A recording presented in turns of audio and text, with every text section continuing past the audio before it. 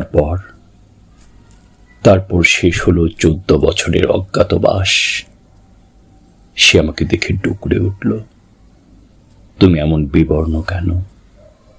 আমি তাকে দেখে চমকে উঠলাম, তুমি এমন বিদীর্ণ কেন?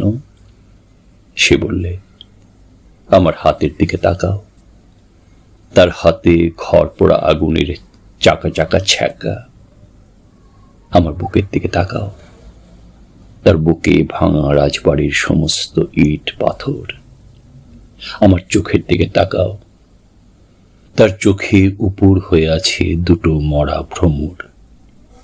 আমি ভিজে বাতাসের মতো জিজ্ঞেস করলাম, তোমাকে কাঙাল সাজালো কে? সে পাতা ঝরার শব্দে জানালো, স্বপ্নের দরজা খুলে দিয়েছিলাম যাকে। তারপর আমি তাকে সাজাতে বসলুম আমার নিজের ভিজে পালকে।